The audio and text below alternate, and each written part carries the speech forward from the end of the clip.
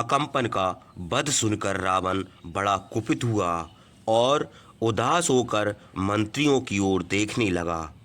थोड़ी देर चिंता करके मंत्रियों से सलाह किया और दूसरे दिन प्रातःकाल अपनी सेना का व्यूह रचना देखने के लिए गया। उसने देखा कि ध्वज पताकाओं से शोभित लंका के चारों ओर सेना की व्यूह रचना करके राक्षस उसकी रक्षा कर रहे हैं।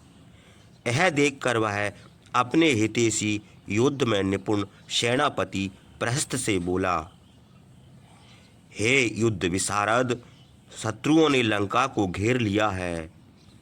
अब युद्ध के सिवा और कोई उपाय तो है नहीं, सो युद्ध भी अब साधारण राक्षसों के मान का नहीं है। तुम कुंभकर्ण, इंद्रजीत अथवा निकुंभ ही यह भार उठा सकोगे। इसलिए अब तुम सेना लेकर विजय के लिए शीघ्र जाओ। राक्षसों का गरजना सुनकर और तुमको देखकर बानरों की सेना भाग जाएगी, क्योंकि बानर अशिक्षित और चंचल होते हैं। जैसे हाथी सिंह का गरजना नहीं सह सकते, वैसे ही बानर तुम्हारा गरजना सुनकर ठहर ना सकेंगे। जब सेना भाग जाएगी तब राम लक्ष्मण असहाय होकर तुम्हारे अधीन हो जाएंगे। युद्ध में मृत्यु का संदेह तो रहता ही है, किंतु तुम्हारी विजय अवश्य होगी। तुम्हारी भी यही धारणा है या इससे विपरीत? जिसमें हमारा हित समझो वह काम करो। रावण की बात सुनकर सेनापति प्रस्थ बोला, राजन, इस विषय में हम लोगों ने बुद्धिमान मंत्रियों से पहले ही सलाह की थी। मतभेद होने के कारण परस्पर विवाद भी हुआ था। सीता को देने से ही कल्याण है, ना देने से युद्ध होगा, यह निश्चय हुआ था। अब वह बात सामने आ गई। आप धन, मान और सत्वाना आदि से हमारा सत्कार करते हैं, फिर हम आपका अप्रिय कैसे ना करेंगे। हम आपके हित के लिए पुत्र, स्त्री, धन और अपने प्राण भी त्याग सकते हैं। आप देखिए, हम युद्ध में आपके लिए अपने प्राण होम करते हैं। रावण से यह कहकर सेनापति प्रस्थ ने सामने खड़े हुए सेना अध्यक्ष से कहा, हमारे साथ चलने के लिए राक्षसों की सेना शीघ्र तैयार करो। आज युद्ध भूमि में हमारे बाणों से मरे हुए बानरों का मांस खाकर सियार और गिद्ध तृप्त हो जाएंगे। प्रस्थ की आज्ञा से सेना तैयार हुई। अस्त्र शस्त्र धारण किए हुए राक्षसों से मुहूर्त भर में लंका भर गई। राक्षसों ने अग्नि में हवन और ब्राह्मणों को नमस्कार किया। मंत्र से अभिमंत्रित मालाएं पहनी। वायु में सुगंध आने लगी। इस प्रकार राक्षस बड़े हर्ष से युद्ध के लिए तैयार हुए। धनुष लेकर, कवच पहनकर रावण को प्रणाम करके प्रस्थ के चारों ओर खड़े हो गए। सेनापति प्रस्थ रावण की आज्ञा लेकर रथ पर सवार हुआ। उसके रथ में बड़ा वेग से चलने वाला घोड़ा जुते थे। वह सूर्य और चंद्रमा के समान चमकता था। सांप के समान ध्वजा लगी थी। उसके चलने का शब्द बादलों के गरजने के समान होता था। उस सुवर्णमय सुंदर रथ पर सवार होकर प्रस्थ बहुत बड़ी सेना के साथ युद्ध के लिए चला। शंख और नगाड़ा आदि युद्ध के बाजा बजाए गए। उनका शब्द बादलों के गरजने के समान हुआ। वह शब्द चारों ओर फैल गया। महाकाय राक्षस प्रस्थ के आगे गरजते हुए चले। नारायण तक, कुंभहनु, महानाद और समूह के प्रस्थ के 4 मंत्री भी उसके साथ चले। वीर प्रस्थ हाथियों के दल के समान राक्षसी सेना के साथ पूर्व के फाटक पर गया। उसकी सेना समुद्र के समान जान पड़ती थी। वह यमराज के समान कुपित होकर युद्ध के लिए चला। उस समय अनेक प्रकार के अशुभ निमित्त सूचित हुए। मांस खाने वाले पक्षी प्रस्थ के रथ के ऊपर मंडला कर बांध कर उड़ने लगे। श्यार ने आग की ज्वाला से उगलती हुई बोलने लगीं। उल्कापात हुआ, बड़े जोर से आंधी चलने लगी। ग्रहों से युद्ध हुआ और उनका प्रकाश नष्ट हो गया। बादल गरज कर प्रस्थ के रथ के ऊपर रुधिर बरसाने लगे। रथ की ध्वजा के ऊपर गिद्ध बैठ गया और दक्षिण की ओर मुंह करके बोलने लगा। उसकी बोली सुनकर सेनापति प्रस्थ को बड़ी चिंता हुई। युद्ध से ना भागने वाले सारथी के साथ से चाबुक गिर गया। रथ घोड़े गिर पड़े। सेना में उदासी छा गई। प्रसिद्ध वीर प्रस्थ को आते देखकर बानर अपने अस्त्र लेकर सामने खड़े हो गए। पर्वत और वृक्ष उखाड़ने का शब्द होने लगा। एक दूसरे का विनाश चाहने वाले बलवान बानर और राक्षसों के गरजने और ललकारने का शब्द सुनाई दिया। दोनों ओर की सेना प्रसन्न हुई। जैसे पतंगे मरने के लिए आग में कूदते हैं, वैसे ही मूर्ख प्रस्थ बानरों को जीतने के लिए उनकी सेना की ओर बढ़ा। प्रस्थ को आते देखकर रामचंद्र ने विभीषण से पूछा, हे महाबाहु, बड़ी भारी सेना के साथ यह कौन महाकाय राक्षस बड़े वेग से आ रहा है? इस बलवान निशाचर का पराक्रम मुझसे कहो। विभीषण ने उत्तर दिया, यह रावण का सेनापति प्रस्थ है। उसकी सेना के तीसरे भाग का यह अध्यक्ष है। यह वीर अस्त्र विद्या में बड़ा निपुण और प्रसिद्ध पराक्रमी है। बलवान प्रस्थ को सेना के साथ गरजते हुए देखकर बानरों की सेना भी गरजने लगी। राक्षस खड़ग, शक्ति, रिष्ट, शूल, बाण, मूसल, गधा, परिग, प्रास, परशु और धनुष आदि अस्त्र शस्त्र लेकर विजय की इच्छा से बानरों की ओर दौड़े। बानरों ने भी फूले हुए वृक्ष और बड़े बड़े पर्वत उखाड़ लिए। युद्ध होने लगा। शिलाओं और बाणों की वर्षा आरंभ हुई। शूल, परिग और परशु आदि से मारे हुए बानर पृथ्वी पर गिरने लगे। बाणों से बहुतों की छाती फट गई, किसी की पसली टूट गई, कुछ तलवार से कट डाले गए और दो खंड होकर पृथ्वी पर गिर पड़े। इस प्रकार कुपित बानरों ने भी पर्वत और वृक्षों से राक्षसों को मारकर पृथ्वी पर गिरा दिया। वज्र के समान लातों, थप्पड़ और घूंसों से मार डाला। राक्षस रुधिर की बमन करने लगे। उनके मुंह टूट गए और आंखें फूट गईं। दोनों दलों में गरजने और रोने पीटने का शब्द होने लगा। बानर और राक्षस बड़ी वीरता और निर्भरता से युद्ध करते थे। नारांतक, कुंभहनु, महानाद और समूनत प्रस्थ के चारों मंत्री बड़ी शीघ्रता से दौड़ दौड़कर बानरों को मारते थे। द्वैध ने पर्वत का एक शिखर फेंककर नारांतक को मार डाला। दुर्मुख ने बहुत बड़ा वृक्ष लेकर बड़े फुर्तीले से समूनत का विनाश किया। महातेजस्वी जामवन ने कुपित होकर एक बड़ी भारी शिला महानाद की छाती पर दे मारी। तार नामक बानर ने एक वृक्ष से बलवान कुंभहनु को मारा। उसके भी प्राण निकल गए। प्रस्थ अपने मंत्रियों का विनाश ना सह सका। वह पैने बाणों से बानरों को मारने लगा। युद्ध भूमि में महासागर का सा शब्द हुआ। प्रस्थ ने क्रोध होकर बहुत से बानरों को मार डाला। बानरों और राक्षसों की लातें पर्वत के समान पृथ्वी पर ढेर हो गईं। जैसे बैसाख मास में फूले हुए ढाक के पेड़ों से पृथ्वी की शोभा होती है, वैसे ही रुधिर से भींगी हुई युद्ध भूमि शोभित हुई। युद्ध भूमि में नदी के समान हो गई। लाशें उस नदी के तट, टूटे हुए अस्त्र किनारों के वृक्ष, रुधिर की धारा, उसका जल, प्लीहा और आकृत उसका कीचड़, तैरती हुई आंतें उसकी सेवार वीरों के बिना, सिर के धड़ उसकी मछलियाँ, काटे हुए हाथ पैर उसके घास, गिद्ध उसके हंस, चील उसके सारस, चर्बी उसका फैना और घायलों का कराहना शब्द था। कायर पुरुष उस नदी के पार नहीं जा सकते थे।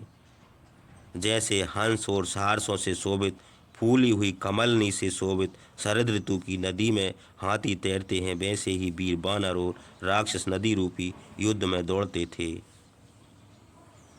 नील ने रथ पर सवार बानरों पर बाण बरसाते हुए प्रस्थ को देखा और उसकी ओर दौड़े। प्रस्थ धनुष चढ़ाकर नील पर बाण बरसाने लगा। वे बाण कुपित सांप के समान बड़े वेग से नील की देह को छेद कर पृथ्वी में धंस गए। अग्नि के समान चमकते हुए पैने बाण लगने पर नील ने एक वृक्ष उखाड़ कर मारा। तब राक्षस प्रस्थ क्रुद्ध होकर गरजा और सेनापति नील पर फिर बाण चलाने लगा। जैसे शरद ऋतु में बादलों की बूंदों से बैल पीड़ित नहीं होता, वैसे ही नील दुरात्मा प्रस्थ के चलाए हुए तीक्ष्ण बाणों से व्यथित नहीं हुए। नील को बड़ा क्रोध आया। उन्होंने एक साल का पेड़ उखाड़कर प्रस्थ के घोड़ों को मार डाला। फिर कुपित होकर उस दुष्ट का धनुष भी तोड़ डाला और गरजने लगे। धनुष टूट जाने पर सेनापति प्रस्थ एक मूसल लेकर रथ से कूद पड़ा। प्रस्थ और नील दोनों सेनापति रुधिर से भींगे हुए हाथियों के समान युद्ध करने के लिए पृथ्वी पर खड़े हुए। सिंह और बाघ के समान पैने दांतों में एक दूसरे को काटने लगे। युद्ध से ना भागने वाले, अपने पराक्रम से यश चाहने वाले दोनों योद्धा इंद्र और वृत्तासुर के समान लड़ते थे। प्रस्थ ने नील के हाथे पर मूसल मारा। उनके माथे से रुधिर बह चला। महाकपि नील ने बड़े क्रोध से एक वृक्ष उखाड़कर उसकी छाती पर दे मारा, किंतु वह व्यथित न हुआ। एक बड़ा भारी मूसल लेकर नील की ओर झपटा। उसे आता हुआ देखकर नील ने बड़ी फुर्ती से एक शिला उसके सिर पर दे मारी। उसके सिर के टुकड़े टुकड़े हो गए। सब इंद्रियां शिथिल हो गईं। तेज नष्ट हो गया। वह प्राणहीन होकर कटे वृक्ष की तरह पृथ्वी पर गिर पड़ा। जैसे पर्वत से झरने झरते हैं, वैसे ही प्रस्थ के फूटे हुए सिर और देह से रुधिर बहने लगा। सेनापति प्रस्थ के मारे जाने पर राक्षसों की सेना घबराकर लंका की ओर भागी। जैसे बांध टूट जाने पर पानी नहीं रुकता, वैसे ही प्रस्थ के मरने पर राक्षस ना ठहर सके। वे बड़े दुखित हुए युद्ध छोड़कर चुपचाप भाग गए। महाबली नील की विजय हुई। उनको बड़ा हर्ष हुआ। रामचंद्र और लक्ष्मण ने उनकी वीरता की प्रशंसा की। सेनापति नील जब सेनापति प्रस्थ को मार डाला, तब राक्षस समुद्र के समान वेग से भाग खड़े हुए। राक्षसों ने राक्षस राज रावण के पास जाकर सेनापति के मारे जाने का हाल कहा। यह सुनकर रावण को बड़ा क्रोध आया। शोक और क्रोध से व्याकुल होकर वह प्रधान राक्षसों से बोला, जिन शत्रुओं ने इंद्र को परास्त करने वाले सेनापति प्रस्थ को सेना सहित मार डाला है, उनकी अब उपेक्षा न करनी चाहिए। इसलिए आज हम स्वयं शत्रुओं से विजय पाने के लिए युद्ध भूमि में जाएंगे, और जैसे प्रज्वलित अग्नि वन को भस्म कर देती है, वैसे ही राम लक्ष्मण और वानरों की सेना को विनाश करेंगे। जलती हुई आग के समान तेजस्वी रावण यह कहकर अच्छे घोड़े जुते हुए अग्नि के समान चमकते हुए रथ पर सवार हुआ। शंख, ढोल और नगाड़े बजने लगे। वीर राक्षस ताल ठोकने और सिंहनाद करने लगे। पुण्य वाचन और स्तोत्र पढ़े गए। राक्षस राज रावण युद्ध के लिए चला।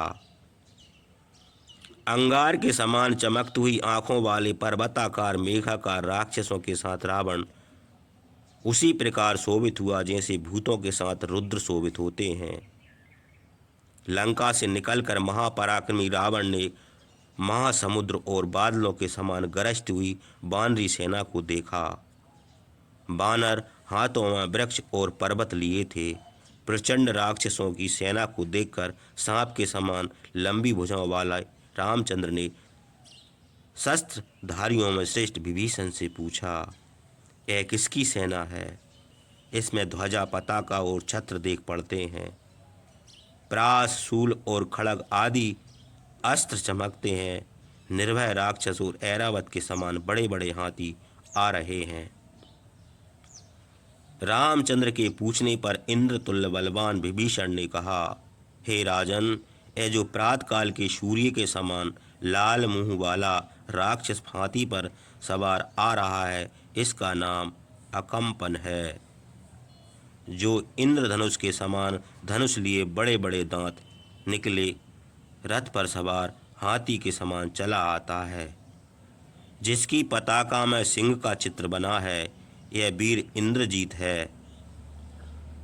यह जो विंध्याचल, अस्ताचल और महेंद्रचल के समान देख पड़ता है, रथ पर बैठा हुआ धनुष की डोरी बजा रहा है। इस महाकाय महावीर अतिरथ राक्षस का नाम अतिका है। यह जो प्रातकाल के सूर्य के समान लाल लाल आंखें निकालें हाथी पर सवार गरजता हुआ चला आता है, इस वीर का नाम महोदर है। यह जो संध्या के बादलों के समान पर्वताकार राक्षस चित्र विचित्र घोड़े पर सवार भाला उठाए हुए देख पड़ता है, वज्र के समान वेगवान, इस राक्षस का नाम पिशाच है।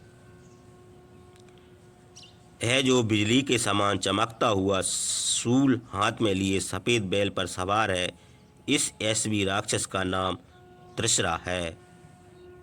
यह जो चौड़ी छाती वाला बादलों के समान शोभित धनुष की ढोरी बजाता हुआ चला आता है, जिसकी पताका में शेषनाग का चिन्ह बना है, यह प्रसिद्ध कुंभ राक्षस है।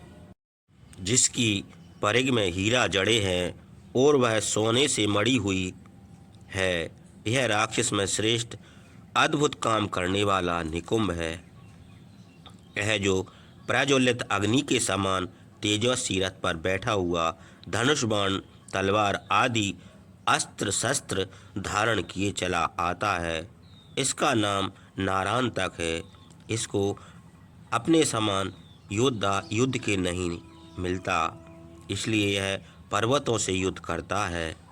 यह जो अनेक प्रकार के भयानक बाघ, ऊंट, हाथी और घोड़े जैसे मुंह वाले भूतों के साथ शोभित है, आंखें घूरता हुआ देवताओं को भी दर्प नष्ट करने वाला चंद्रमा के समान सफ़ेद पतली तीलियों का छत्र धारण किए हुए देख पड़ता है।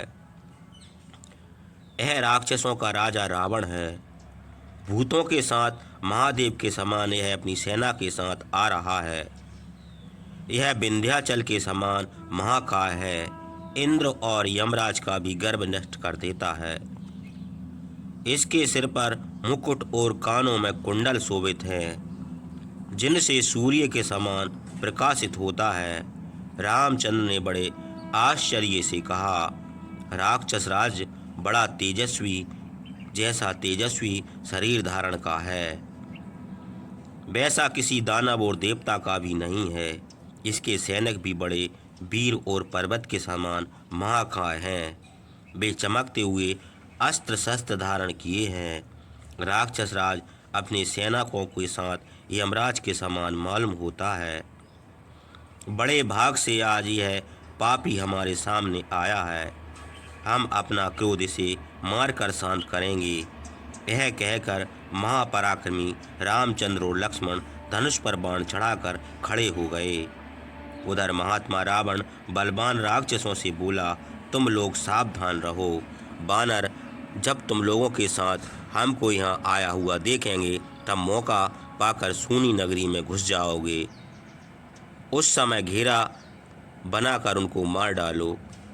उसके बाद रावण उसी प्रकार बानरों को मारने लगा, जैसे बड़ा मत्स्य समुद्र का पानी मथ रहा हो। रावण को सामने आते देखकर सुग्रीव ने पर्वत का एक भारी शिखर उसके ऊपर फेंका। रावण ने बड़ी फुर्ती से सुवर्ण पुंख बाण मारकर उसे काट डाला। वह टुकड़े टुकड़े होकर पृथ्वी पर गिर पड़ा।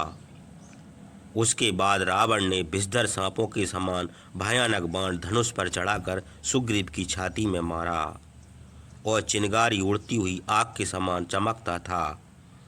वायु और वज्र के समान वेग से जाकर सुग्रीव की छाती में धंस गया, जैसे ही कार्तिक की शक्ति क्रोध पर्वत को छेद गई थी। वीर सुग्रीव उस बाण से पीड़ित और मूर्छित होकर पृथ्वी पर गिर पड़े। उनकी यह दशा देखकर राक्षस बड़े हर्ष से गरजने लगे। तब गवाक्ष, गवय, सुषेण, ऋषभ, ज्योतमुख और नल पर्वत उठाकर रावण की ओर दौड़े। रावण ने पैणे बाणों से उनके प्रहार निष्फल कर दिए और सुवर्ण पुंख बाणों से उन वानरों को भी घायल किया। वे सब पृथ्वी पर गिर पड़े। रावण ने बाणों से वानरों की सेना को ढक दिया। उसके बाणों से पीड़ित और घायल वानर भागकर सबकी रक्षा करने वाले रामचंद्र की शरण में गए। धनुर्धर महात्मा रामचंद्र ने वानरों की यह दशा देखकर शीघ्र ही अपना धनुष लेकर चलने का इरादा किया। तब लक्ष्मण ने हाथ जोड़कर कहा, हे आर्य, इस दुष्ट को हम ही मार सकते हैं।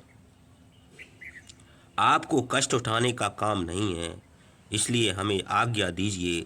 रामचंद्र ने उनकी बात मान ली और उनको जाने का आज्ञा दी। रामचंद्र ने कहा, युद्ध में बड़ी सावधानी से रहना, क्योंकि रावण बड़ा पराक्रमी है। देवता और दानव भी इससे युद्ध करने का साहस नहीं करते। सब प्रकार से अपनी रक्षा करना और मौका पाकर इस पर प्रहार करना। लक्ष्मण उनको प्रणाम करके युद्ध के लिए गए। वहाँ हाथी की सूंड के समान भुजाओं वाले भयानक धनुष उठाए वानरों पर बाणों की वर्षा करते हुए रावण को देखा। महातेजस्वी पवन कुमार हनुमान वृक्ष और शिलाओं से उसके बाणों को रोकते थे। वे कूद कर उसके रथ पर चढ़ गए और दाहिना हाथ उठाकर उसे डांट कर बोले, रावण, तुम देवता, दानव, राक्षस, यक्ष और गंधर्व से ही अबद्ध हो, वानरों से अबद्ध नहीं हो। यह देखो, 5 अंगुलियों सहित हमारा हाथ उठा है। यह बहुत दिनों से तुम्हारी देह में फंसा हुए प्राणों को बाहर निकाल देगा। महापराक्रमी रावण क्रोध से लाल लाल आंखें करके बोला, हे बानर, अच्छी बात है। तुमने जो हाथ उठाया है, निडर होकर शीघ्र इसका प्रहार करो। इससे तुम्हारी कीर्ति होगी। तुम्हारा पराक्रम देख लें, तब तुम्हारा विनाश करें।